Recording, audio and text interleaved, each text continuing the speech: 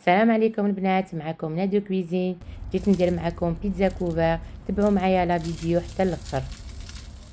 جبت لو بول تاعي، درت فيه كيلو فرينه، نص مغرفه تاع الملح وزوج كيسان تاع الماء، خلطته بالمغرفه.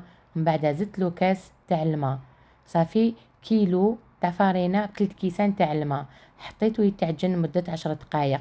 شوفوا كيفاش جاتني العجينه يا البنات. حطيتها روبوزات شويه، ابخي درت لا فارين في البلان دو طرافاي تاعي وحليتها بالحلال كاري. شوفوا كيفاش جات يا البنات، درت لها من الفوق ومن تحت لا فارين. دوكا جبت الزبده تاع التوريق، حليتها بسكرفاج كامل.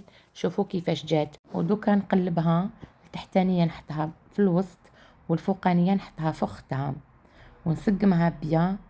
شوفوا كيفاش درت لها، نسقم لها لي كوتي باش تجيني كاري، باش في الخدمه تاعها تجيني سهله. درت لها شويه لا فارين من الفوق وقلبتها، نسقمها بيان من لي كوتي باش كي نحلها ما تجينيش معوجه. شوفوا كي حليتها. دوكا القلبه تاعها الكونترير تاع مقبل، لا دغوات لا غوش، من لا غوش لا دغوات. ابخي نعاود نقلبها، وكل ما نقلبها ندير لا فارين باش ما تلصقليش. نحلها دوكا، وهاد العمليه نعاودها 5 خطرات.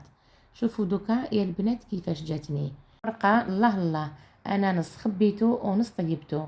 شوفوا دوكا كيفاش حليتها في السنيوه ديالي وجبت لا صوص تاعي. هذه وجده حليتها لداخل، درت لها شويه فروماج غابي وشويه فروماج بلون، زدت غلفتها من الفوقه. وشوفوا درت لها ولاد الدجاج من الفوق وشبحتها بالزيتون. وشوفوا كيفاش جات دوكا تقرمش. شاهدكم في الجنه يا البنات، وماذا بيكم تجربوها. خليوا لي رايكم في لي كومونتير وديروا لي جيم ابوني، ونتلاقاو في بروشين فيديو. باي باي البنات.